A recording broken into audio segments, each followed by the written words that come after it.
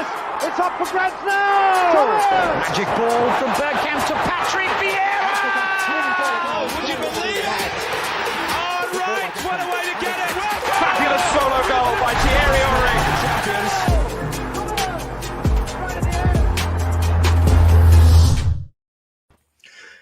Good afternoon, everybody. Welcome to Arsenal Lounge. We have a very, very last minute, but a very welcome late edition. Mr. Mo, how are you, brother? You good? Not too bad. Yeah, I'm good, man. Just chilling, enjoying it. Looking forward to a good chat with you boys. It was actually a very, very accidental and a last minute edition. We didn't even plan this, but yeah, you're very welcome again, man. It's always a pleasure to have you on. Lev, my fellow co-host, how are you, brother? I'm good. I've just great panel here today. I wasn't expecting like such a strong panel. I mean, obviously we got Edu and us, and we were doing this every week, but like to have Mo on board as well. Yeah, welcome on board, Mo. Pleasure. Yeah, it was very late on, and the latest addition to the Society of Landlords across the world, Mr. Eduardo Hagn. How are you, brother? Oh, it's been tough days, man. I've been doing uni work. I've been everywhere, so it hasn't been easy. But here we are, trying to. It looks like it's been a tough day as well, Edu. Yeah. I'm very tired. He's got. I'm jealous. He's got that frizzy hair, man. You can see he's frizzing from the stress. Guys, listen, I've noticed something, and I have to just get this out on the table, otherwise it's going to bug me all throughout our whole conversation. And I need people in the comments to tell me whether I'm talking rubbish or whether I've got something here. Yeah, Shaheen, you are giving me Sead Kolasinac vibes today. I don't know why. I'm looking at you and I'm thinking Sead Kolasinac. We've had a few. You know how many names have been called in this podcast? Yeah. He started with Pablo Escobar. Yeah. Now, Kolasinac. What was the other one? Lev? Wait, there's been a few. Hold on. Who was the goalie? Espina. There was another one. Yeah. Oh, how about this one? There's a new one from the World Cup. It's Italy. Who's that dangerous player? Was it Chiellini, the one who kept on running at everyone? Signs. Yeah, he's got a little bits of Chiellini in there as well. No, Chiesa. No, Chiesa, that's the one. Yeah, Chiesa. yeah. He looks like Chiesa. So he's got that face, isn't he? I'm going to turn my camera off and it's just going to be a voice. Hey, man, listen, you appeal to everyone. Don't worry about it. So have you heard Kolasinac before? Well, when I was a lot skinnier, somebody told me I looked like Robbie Van Persie. But I even see that, you know. And then when he put on weight, he got Kolasinac. That's so many kilos younger. Yes, now apparently. But anyway, thank you, Mo. Thank you for that, my friend. Insight. Oh, that's what we were waiting for from Mo. Insightfulness. That's what we got there. Exactly. Mo, you got me there. Anyway, listen, I just want to go through some of the list quickly with Edu, and you can tell us a few bits and bobs about these. And I just want to still talk about transfers, but a little bit different. Then I want to discuss on lack of transfers rather than the actual transfers that is coming in. So in terms of outgoings, Edu, anything that is developing or anything you've heard that is? I know Bellerin has asked for a transfer. I know Willock is on the verge. Xhaka, anything new? Anything that has developed? Ainsley Maitland-Niles to Crystal Palace. That's one that could surface in the next few days. So, yeah, Palace are doing some great work, man. So you have to admit we need to sell. Look, Torreira, he's analyzing his options. He has offers from Italy, so we're gonna see what steps he takes next. So that's another one to look at. I mean, for me, it's unacceptable that he's analyzing his situation right now, a month after the window opened. But you know, we're Arsenal, and sadly, that's their situation right now. Yeah. Anything new on Bellerin, Xhaka? Closer and closer to Roma. They upped their offer to 18 million euros plus bonuses, so that's a bit closer to what Arsenal wants. So that deal should happen quickly now. Okay. Willock to Newcastle. Oh, that seems like it has legs. I mean, I saw somebody, I don't know if he's very reliable or not, but they're saying that it's going to be a loan with obligation of 19 million. So I think we could have gotten more personally, but you know, it's a situation we don't have control on. Okay. In terms of incomings, the latest name going around is Wassim Owa. Well, as I've been saying, I mean, for me, it's not as far as some people are saying. I know he's an option, but he's not the first option. And we're not his first option either. So if it happens, it will happen late in the window. Because as I know, it's James Maddison, the one we want. Have we put in a bid for Asamoah? As far as I'm aware, no. Okay. And apparently, I even saw you tweeting this earlier. Lokonga is getting announced today, is it? That's what Belgian reports said it. So we're going to see, I mean, probably, you never know. Arsenal take their sweet time for everything. Tomorrow, probably kit launch and Emil Smith-Rowe's renewal. New number 10, by the way. So that's confirmed. So, yeah, we will see, man. We need to see. Why haven't we closed Ben White, man? It's been like 5 weeks already now from talking and here and there. And like you ask yourself, the season begins in less than a month.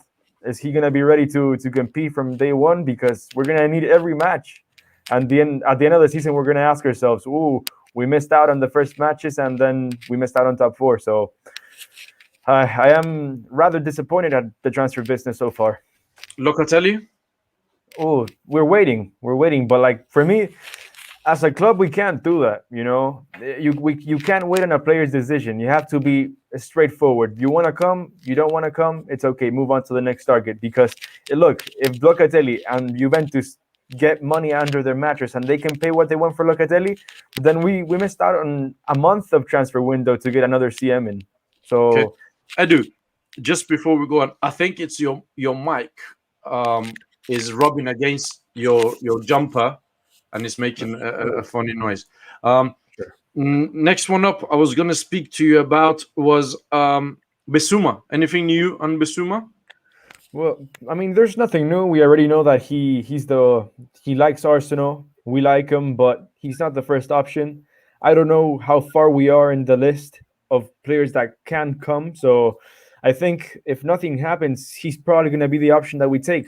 Or it could be Neves as well, because sadly, I have to admit that Neves is an option, as much as I don't like it, but it's reality. Okay. Nothing has developed recently on Onana? No, nothing. It's developing from Lyon, which is not promising at all.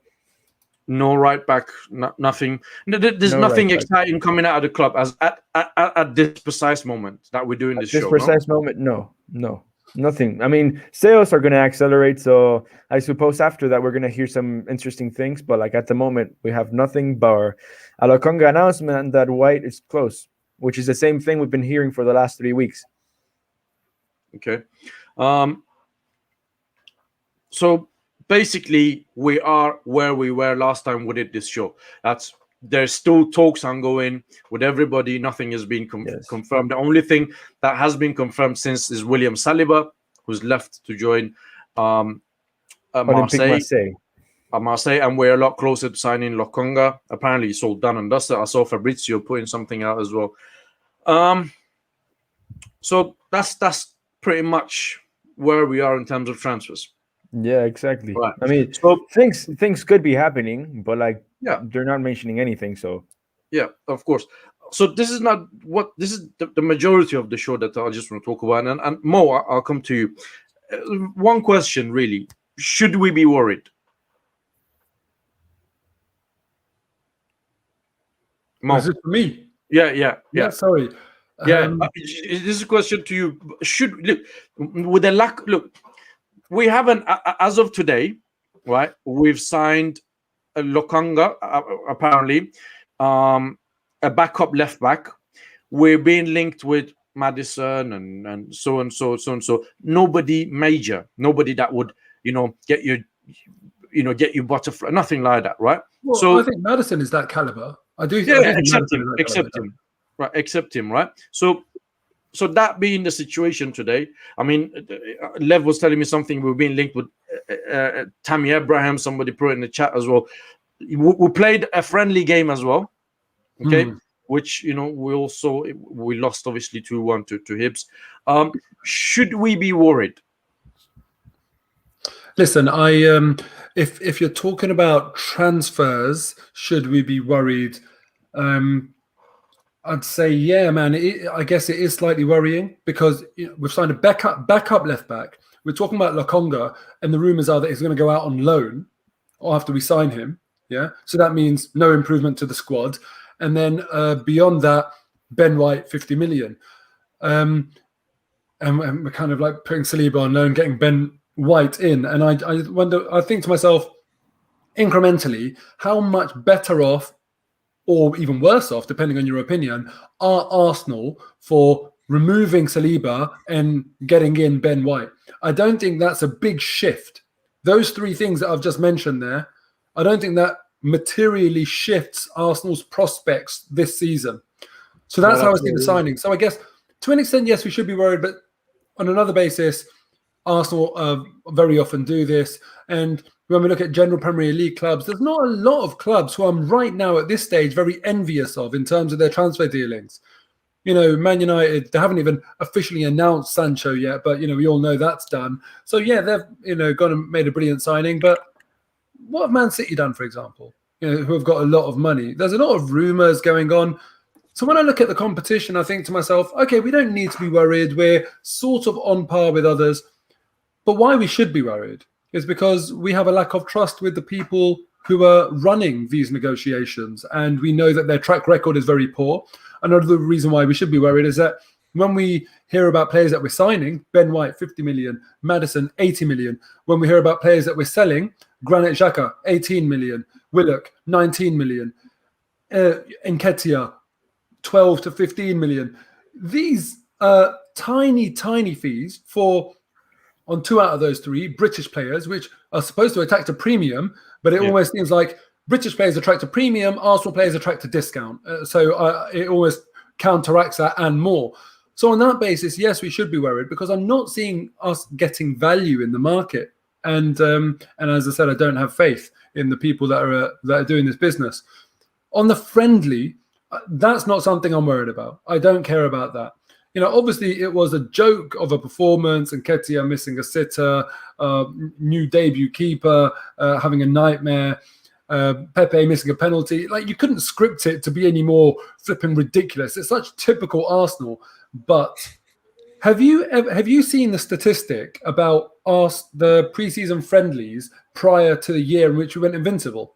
The answer is no, because the statistic doesn't exist. No one cares. Pre-season friendlies have never, ever been a measure of a title-winning team. There has never been any correlation that has been put out there statistically to say teams that win the title have this sort of pre-season performance. It's just irrelevant, no correlation. So I'm not worried about that, but I am worried about all the other things I mentioned. Cool. Lev, I don't know if you missed out what we discussed or not. I didn't miss anything. I was in the background. Yeah. So same question to you, man. Should we be worried? Because I am for what's happening now and what could potentially be unfolding this season at this precise moment. Sorry, Lev, before you start, I forgot one other thing. And you reminded me, Shaheen, because I thought said Kolasinac again. Another reason why we should be worried. There's certain players still here. Certain players who played in that friendly that shouldn't be here. And that's another worry for me as well. The state of Willian and his fitness, that does he even care? Probably not. He doesn't. He's like, oh, I've got another year. I'm on good money here. If I play, if I don't, after that, I'll retire and I'll just get on with it. Anyway, Lev. Yeah. Okay. So, I mean, look, I agree with a few things that have been said on here. Firstly, obviously, with regards to the transfers, Mo's kind of right.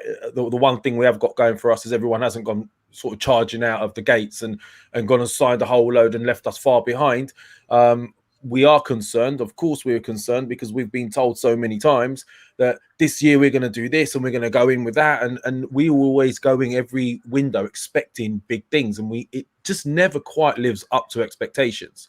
So that's the worry as Arsenal fans. We hear a lot of big names. We've heard a lot of big names over the years, the same ones repetitively at some cases. Never comes into fruition. So if we're going to do it, we've got to go for these big names like your Maddisons and people like that to make a statement.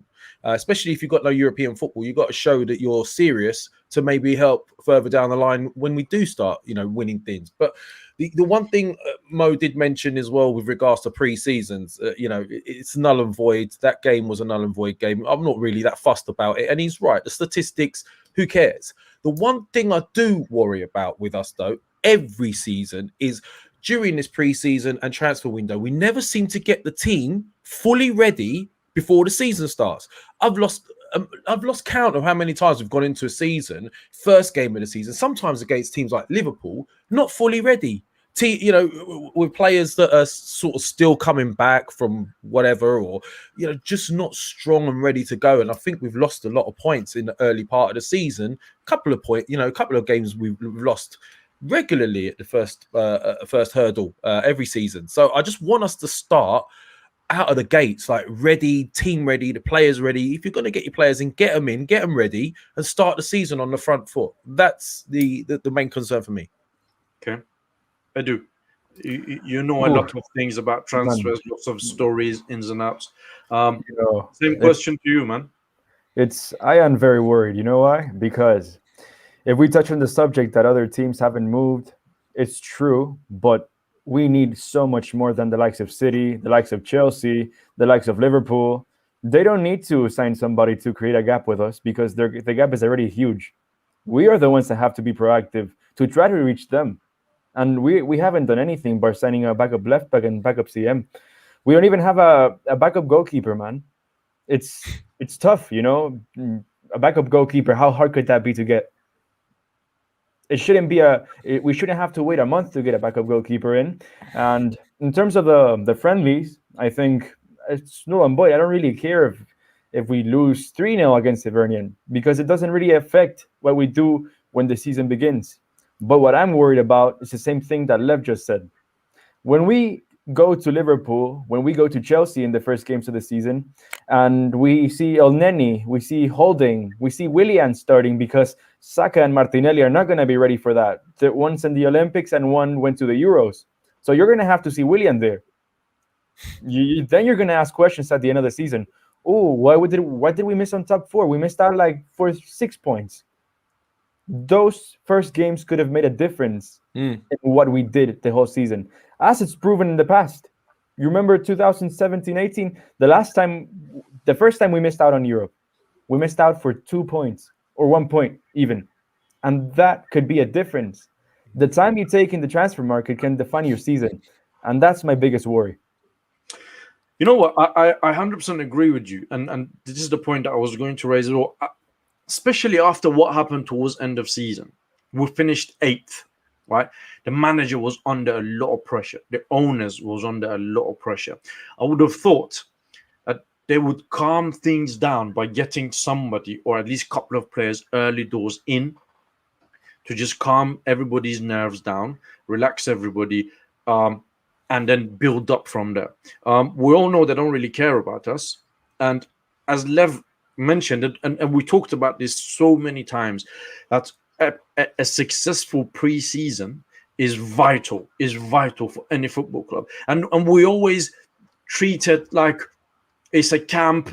Players go there, whatever, that the signings is not ready, they're not in. Whereas we always say get the players in, so the manager has a good pre-season with them. They understand what he wants from them.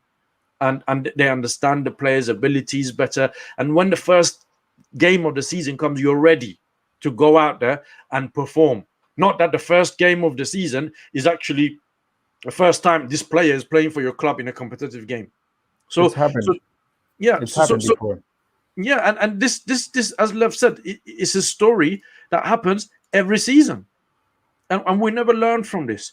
Can I touch on something, Shaheen? Because there's a lot of comments in here that I've not a lot, but there's a few in here saying stop being so negative and stop being so negative. And if they should say that to the board, don't they? Yeah, but if we are highlighting things that are not happening, is that us being negative? Because are we saying something that isn't happening? Because every season we do start slow. Every season we do start with players missing. So if that's us being negative, ask yourself this question: where's it coming from? We all want to be positive. We want to see a great window. We all want our team to do well. And trust me, when I was Mr. Positive until recently, and so we've lost a bit of trust. Let us have that and let them gain it back. That's all I've got to say to those people. Yeah. One thing I wanted to say, Shaheen, like you mentioned that the board are under a lot of pressure. They're not. I don't think they are. Tell me what pressure are they under right now? From fans. Really? Show me. Like what? I thought. Give me some evidence of that pressure. the second protest was a failure. I agree. The first one, and with the media coverage that went around, and with everything that in the social media that was going around, I would have thought that they were under pressure in a sense that if we sort this out, right, next season we're going to be okay. If we don't sort this out, we're going to have protests and all sort of things. Probably every time we've got a home game. Maybe not, but maybe yes. And I would have thought they would want to calm things down. There were 2 protests, yeah. There was one. Really. There were 3, but the last 2 protests, the second last one was very well attended. Got media coverage. You were there. And you were there at the final one. The final protest, hardly anyone turned up. So now if I'm a board member, I'm looking at pressure. And is that pressure increasing or is it being decreased? Is it kind of like that pressure is building up, it's being released, right? Yeah. On top of that, then it's the Euros. Everyone has forgotten about Arsenal. Like any other club, everyone is focused on the Euros. Yeah. I don't see what pressure there is. There's 4 Arsenal fans here. Now I'm going to ask you 3. The one kit that's been released, has anyone bought it out of you 3? No. Okay, that's good to hear. Plenty of other people have bought it. Season ticket renewals, everyone has gone and done it. Now, these are the key metrics you're looking at if you're, inside the club, I guess. Because yes, people on Twitter can complain. Some youngsters can go out and light some flares outside the ground. But we always have to remember that we're not representative of the whole fan base. There's plenty of filthy rich people buying up the sort of like the boxes and the box seats and everything, yeah. And there's all the season ticket holders that have got a very, very high retention rate. These are the true metrics. If they're not going well, if the shirts aren't selling, that's when you start thinking, actually, there is pressure. But I'm sorry, there's 0 pressure. Arsenal are a very friendly, happy sort of, I don't want to get classist about it, but we're not a working class club. If this was Liverpool, for example, I think we might see more pressure, a lot more pressure. But it seems like actually there's not a lot of pressure. And if I was a board member, I wouldn't be losing any sleep if I didn't care about people because it's been released. Mo, funny you say that because there's this picture that has come out on Instagram of Edu with Raul Sanelli in some yacht celebrating Kia Giorgio's birthday. And that might echo what you're saying of somebody who's not under any pressure. If I was a board member, I would be feeling the pressure of getting it right. That's how I would have looked at it. That I'm under pressure to get the transfer window right, to bring the right players in, sell the players at the right price. Something that we haven't done for a while. Just before I go any further, we've got a super chat from somebody who's been with us for a very, very long time, probably from day one. Yes. Why not sentiment? Big up, man. Them all looking to familiar on and off the pitch. It's good to have you. Thank you for your continuous support and for your kind donation. You know what? I'm glad you said that, Mo. Lev, is the board under pressure? Does it look like they're under pressure? Listen, it's our job as fans, I think, to put the board under pressure. And, unless it's unified and it's consistent, it's not going to happen. We've accepted mediocrity for so long, expecting it to change at some point. We keep getting sold this dream that every season, we're going to do this, we're going to do that. It never comes into fruition, as I said before. No, I don't think they're under pressure enough. I mean, do the Cronkies look under pressure? I don't think so. The rest of the board, do they look under pressure? I mean, they're not at the moment. I think Mo's hit the nail on the head. We're a bit too nicey. It's not results driven. If you look at Chelsea, they'll win a league and then they'll sack a manager next week. If you look at Man City, they'll do it too. If you look at Man United, they'll do it. Do we do it? Do we put people under pressure? Not even our own managers. Well, we should have got pressure at the end of last season, I think. Well, maybe we would have had someone like Conte. But you're right. And it does look this. Look, from my thought process is one that I would have thought that the board or the owners would have looked at this. Next season the fans are back in the stadium. If we don't do this properly, it's going to be a toxic atmosphere. But then the counter argument would that be they're never here to feel any of that anyway. So Edu, same thing to you, man. From what you hearing going around behind the scenes and all these things, do Arsenal board feel the need of getting this right? Are they under pressure? We had this talk of this 200 million, 250 million war chest and this and that. Are they under pressure? Of course not. It's evident to see that they're not under pressure. Look, what have we gotten? Nothing so far. When you're under pressure, you start to deliver. You try to do something different. There's been nothing different in the last 5 years from what we've done now. In 2019, we signed Pepe. Okay, great player, big investment, and then everybody shut up. Next season, we didn't do well. Everybody accepted it. Now we didn't do well last season. Everybody accepted it. Now there's flares, things like that, but they're not in any pressure to sell. They're the owners. They're not going to care if we go out there and put 3-4 flares up and say Kroenke out. They have things signed saying it's their property. And can we do something about it? We have to do as much as we can. And we have to expect more, because I've seen fans throughout this few years like excusing every single thing. For example, there are mediocre players there in the team right now that shouldn't be here and they're still here. And it's only for complacency. And look, Chelsea go out there and whoever they have on loan, they get 20 million for. Yet we can't find a buyer for Torreira. We can't find a buyer for xhaka only because Mourinho likes him. He's going to Roma, because I struggle to see anybody else who wants him. And there's so many things about the incompetence of the club right now that we all look away from. And I think we have to change that. We have to be critical. We have to demand more, because the club charges the fans with premium prices. As far as I'm aware, we have one of the most expensive season tickets in Europe. So why shouldn't we expect better? We are a top 10 club in the world in terms of fan base and global reach. Yet we act like we're Leeds or something like that, with all due respect. We have to act better. We have to be more proactive in every single sense of the word. I am tired as a fan. I used to be very positive, say, oh, we have to wait, let's see. But what has that led us to? We are 8th without Europe and in the worst season in the last 25 years. That cannot be accepted. We have to make a change. Can I add something to that as well, Shaheen? I think You certainly can. a massive thing that played a part in all of this was the fan base being divided. Because we were divided, we were so busy bickering with each other, we weren't really keeping our eye on the main issue. So, you know, it was either Ozil ins, Ozil outs, Wenger ins, Wenger outs. It's all these other split down the middle, which people need to realise this suits the board. While we're bickering, they're just getting on with it. Yeah, I mean, there's another thing that I was speaking to one of my friends and I was just trying to work out, is that what is the plan at Arsenal in terms of this transfer window? Okay, so we finished 8th, our worst season for a while, right? What is the plan to address this? What is the type of caliber we're going for? So when the season finished, if I told any of you three, right, that listen, Ben White, £50 million, you probably would have laughed at me, right? But apparently we're in for the guy at £50 million. Now that's a lot of money. So it's either that we've got a very large budget, or it's probably him that we're getting, maybe with one more if we manage to sell things. James Maddison sounds great, right? But Leicester is not an easy club to deal with, right? And James Maddison is not a squad player in Leicester.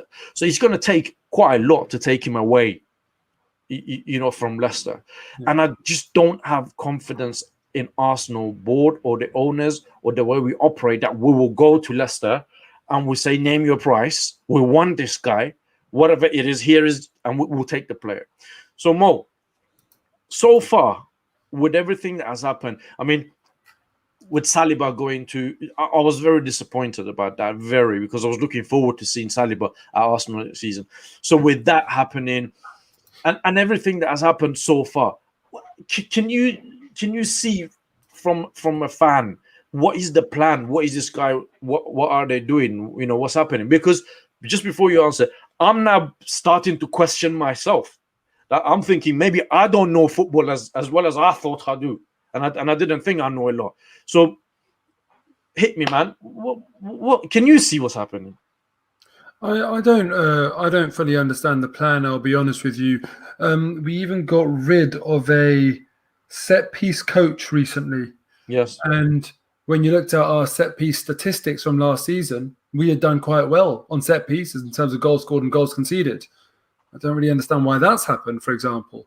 In everywhere you look, I kind of feel like I don't see clarity, or I'm not filled with confidence.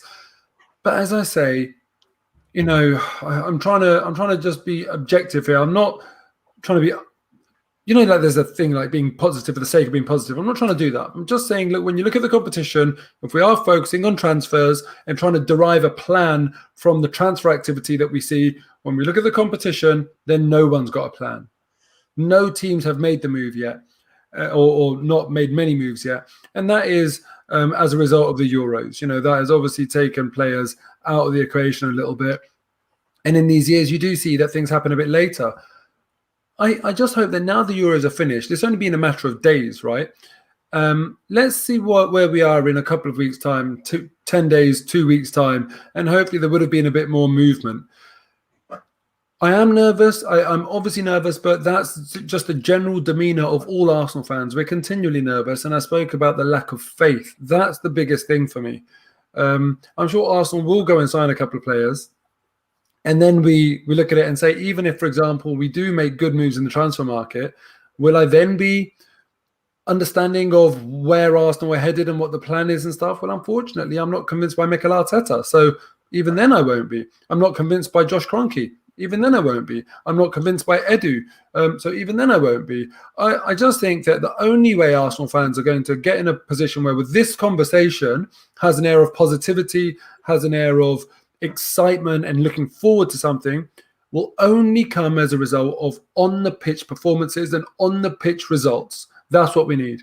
Let's not forget, last season, the last 5 Premier League games, we got 5 wins. Yeah, let's start the season like that. We've got some tough games in the first 3 games. If we can start the season like that, then we'll be saying, actually, we see some positive shoots.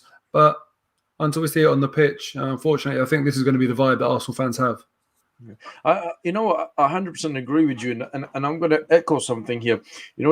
This whole, you said you don't have any confidence in Mikel Arteta. I don't either, and there are certain things that he does that I cannot understand for the life of me or make sense. For example, William Saliba, signed the guy. Everybody is going on about him that he's really top talent, yet we're not even willing to give him a chance. Balogun, the guy signed a contract, right? So we had 2 or 3 games towards the end of last season that were effectively meaningless. Didn't start, didn't even come on, right? Pre-season, again, Nketiah starts, but then we're trying to get rid of these players. So there's quite a few things that puzzles me. Before I come to you, Edu, there's another super chat from Wayne Sage, $5. Thank you, my friend. Yes, Arsenal get rid of set-piece coach, but replaced him with Nicolas Jova from Man City, where we're great on set pieces, but awful and attacking. I don't think we were awful attacking. I think we were 5th in the league on attacking. Maybe I'm wrong about that. If someone can correct me, then fine, I'll put my hands up. But to me, I think we were maybe the best or second best in the league defensively on set pieces and respectable attacking-wise on set pieces. So again, it just shows to me I don't understand the decisions, the plan. Joe Willock's another one. Arteta saying that he is part of our plans, and now the rumours of him going on loan to Newcastle. Again, where's the consistency? Where's the plan? Someone who did brilliantly at the end of last season. Perhaps we could use someone like that and give him a chance. I think he's deserved a chance now. He deserves to prove himself at Arsenal. And we can always loan him in January if he doesn't take the chance at Arsenal. But so again, I just don't see the plan. I'm far from convinced, guys. No, I agree. The worst one was Ainsley Maitland-Niles, £20 million offer on the table. We say no, but we don't play him either. And then we loan him out. Ridiculous. Edu, can you see a plan? Can you see what's happening? Where are we going? What is Arsenal trying to achieve? Well, man, it's hard because you don't know if the club shares the ambition of the fans, or at least of some fans. And look, at the moment, we have nothing to prove or to be convinced of. And I think it's going to take a lot of convincing in the pitch, as Mo said. And because, look, you can get some good players in, but if the team doesn't work out, then we're left in the same situation. So it's not always about spending. It's about spending on the right players. So we will have to wait and see. I mean, that's the only aspect I think we should be a bit patient of, which is on the pitch performances. And in terms of a general plan, well, we seem to lack on that matter for the last few years. But I hope we regained that. I mean, Arteta hasn't convinced me at all, just like he hasn't convinced any of you. But I do hope the guy succeeds. I don't want him to fail because I have an agenda on him, but he needs to prove more. I mean, we are like the only team that can finish 8th and have their manager's spot secured without any type of doubt. So I think that speaks on the ambitions the club has as a whole. So I think going forward, we have to demand better and we have to be better, because if not, we are going to end up being a mediocre team forever and we're not going to be able to challenge back. Yeah. Mo, how do you feel about this link with Tammy Abraham coming to Arsenal? No, I mean, I just to me it's. I just don't. Would you be surprised if he comes to Arsenal? No, he's an Arsenal fan. No, would you be surprised at the board? No, not at all, not at all. And listen, do you know what? I remember Tammy Abraham. He had a really good season in the Championship, and then he was Chelsea at the start of the season, their leading striker. And I was kind of saying, "Oh, I've got no faith in him. What are Chelsea doing?" And actually, I thought he surpassed my expectations. Perhaps because my expectations were very low. But time has proved that actually, well, he didn't stay the main man at Chelsea. And if he comes into Arsenal, I don't understand what the vision is. Who goes? Aubameyang, Lacazette? I'd rather have either of those two than Tammy Abraham. Would I want to cannibalize Balogun's development for Tammy Abraham? No. I would hope that Balogun has got a much higher ceiling than Abraham, for example. So, no, I don't want it. I don't understand it. And interestingly, I just someone wrote in the chat, so I just had a look that Arsenal have just confirmed Saliba to Marseille. Yeah, that has been confirmed. And also, I don't know if you know that 2 hours ago, Arsenal released this thing about bringing fans closer to the club. Yes, I saw that. I didn't read it, but I saw it. Did you read it? I very, very quickly skimmed it. I've been kind of bookmarked it for later. But effectively, I think they're going to have an advisory board where these fans can advise the board. Do you know what really annoys me about that? Chelsea, earlier on in the summer, they did something similar, where actually what they did was, it seemed more than this, because they were basically even going to I think this was a case of they actually physically in the room with the board, one fan, or I don't know what it was. Yeah. And they had I can't remember the details. It seemed a lot more kind of like concrete than this. Yeah. But when I looked into the Chelsea one a little bit more, they could have summarized it by basically saying, what we're going to do is we're going to follow 2 fans on Twitter. Basically, we don't have to listen to you. You can just talk, we'll listen, and then decide to ignore you if we want to. And it seems like this one is pretty much the same. Where is it an actual vote? Are the fans who are in this advisory board going to have a vote to the equivalent of one CEO or Josh or whatever it might be? It doesn't seem like that from what I read. The fact that they got rid of those AGMs more, right, tells you that they don't really want to have anybody on board. Yeah. They'll probably do something similar where they'll create something where fans can tell them their thoughts and they'll consider it. Exactly. And the reason I mention this, I don't want anyone to be fooled by how light touch and pointless this exercise is. This is simply just to be able to say we've done something.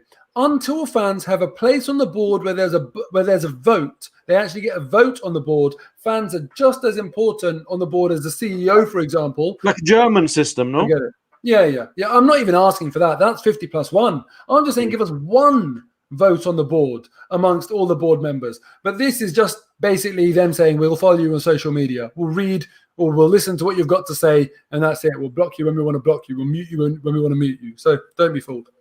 Yeah. I do. What's your thoughts? It's a situation that I think it's a, as you call it, a damage limitation. I mean, it's something to get most of the fans, they're doing something, but in the end, it's really not that much. So I think we can't be convinced by what they're trying to do, because it's not a big thing if you read it properly, and we have to find some other way to try to get some impact in the decision making, because I would agree if you tell me we don't need to have a voice if the club are doing things right. But as we've seen, everything we do is wrong. So if we don't have an input in that, we don't have a chance to change things. So that's my point of view on that. Yeah, I mean, I went to my first Arsenal game. It was Arsenal-Sheffield Wednesday at Highbury. And I felt a connection with the club. I felt that there is something with this club that is giving me a vibe and it's giving me energy. Today, I feel nothing towards this club. Nothing. What I have towards this club that is keeping my love for this club is my memories of those days. Not now, of those days. Because when I go to club to watch Arsenal, and most of the times I go in a club level, it's very expensive. Everything in there is expensive. The performances on the pitch doesn't reflect any of the prices that people are, and there's a lot more people in there that are paid a lot more than what I paid to go there. And it's at the end of the season, regardless of what happens, it seems that the mentality is one of, we do what we think is right. We know you all will be back anyway. So we know whatever you want to do a protest, go do your protest. You want to do whatever, go do it. It's cool, no problem. If we don't want to sign anyone, we won't sign anyone. There is nothing that I can relate to this club anymore. It doesn't have a soul anymore. It's a corporate. It's a business. And I don't know. That's how I feel. I don't know about you guys. Mo, you've been going probably a lot more than me. Yeah, do you feel the same? Or? No, unfortunately, I do feel the same way. That I don't feel as close to the club as what I used to. The club, the tweet where they're talking about this advisory board is them basically saying to bring fans closer to the club. And I just kind of feel like I really do wish that they actually were trying to do that. They actually did try. Years ago, right, I actually took my time out to write a proper business report on Arsenal basically creating a singing section. And I did a proper pack. I submitted it to the club. I gave it to, I actually won't mention names, internally, but I gave it to internal staff members, and absolutely nothing came out of it. I really took the effort. This was when I felt like really close to the club, and I really felt like we can make a difference and have an impact. And I thought, if I take the effort and I really outline to them the financial benefits, the other benefits, etc., then they will take notice. Nothing came of it. So, I have behind the scenes tried to do things. I really have tried to do things directly with the club and not just sit here and talk on social media, because a lot of people will say, what's this going to achieve? But I really have tried, and it's just kind of been ignored. And I just kind of feel like, any organization out there, if they have millions and millions of people that are hugely emotionally impacted and involved with that organization, they can actually harness so much of those people's talents and passion. You imagine a cinema, if people were like writing in and saying, oh, you can do this and you can do that and you can do this, thousands of minds, loads of passion are better than a few minds. But it seems like the club, with their notorious signing off statement of thank you for your interest in our affairs, which has been said to fans in previous years by Sir Chips Keswick, people like him, there is no closeness with the fans. And, this is a fake step, in my opinion, what they're saying here. At least it's a step, you could say. But they need to really bridge that gap a lot more. So unfortunately, I'm the same as you, Shaheen. I feel. Yeah, I just think it's a PR stunt, really, to just say, oh, look, we're caring, and with this, look, going to Arsenal nowadays, it's more or less like a theater experience. You just go watch a theater. It's just a little bit more exciting. Where before, I used to feel butterflies. Let's go to stay Arsenal playing. I need to watch the game regardless. And the club has just killed that in a lot of fans.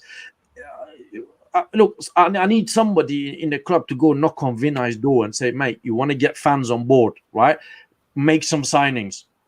Yeah, don't buy players for 30-40 million pounds and let them walk for free. Get a proper manager in, get some good signings, and the fans will love you. The fans will be on board. Everything will be cushy. That's all we want. We just want to go there and we'll continue to spend our money. But let us see something. You don't need to do any schemes. You don't need to do it. No, none of that. Just buy players and get us involved. We will be involved, but if you buy the right players, the right caliber of players, get a good manager in. But apparently nobody in the club understands this, and nobody obviously tells them this.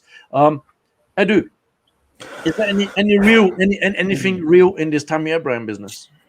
Oh, I've been told that it's one of the options. It's not something that's going to happen because he's the first target, and even then you have to wait until lacazette leaves, because if not, there's no room.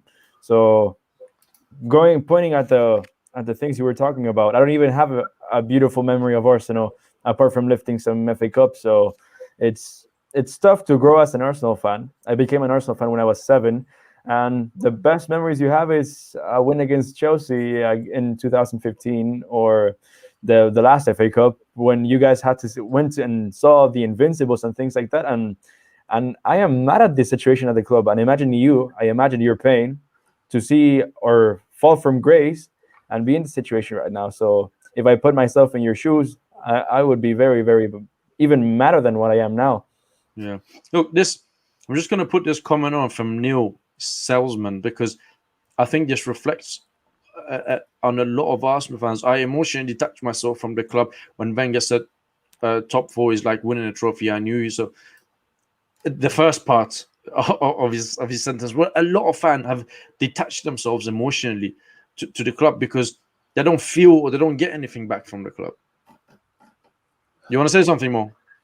Yeah, I mean, like, you know, as much as we say that we've detached ourselves emotionally, you know, the truth is we're here, we're talking about it, we're giving up our time. So we haven't. But what we're saying is that it's not the same as it used to be, and it's not what it should be. We should feel a lot closer. And sometimes things can be so simple. You know, sometimes I kind of feel like, you know, you don't know what you don't know in life, yeah?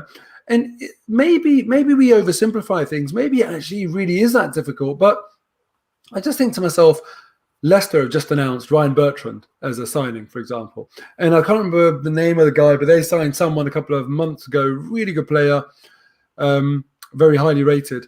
And I just think to myself, had, for example, Arsenal signed someone like Yves Bissouma, who I would be very, very happy to see, Premier League experience, not overly expensive, seems very plausible and realistic to me that he's a player that we could prize off of Brighton's hands.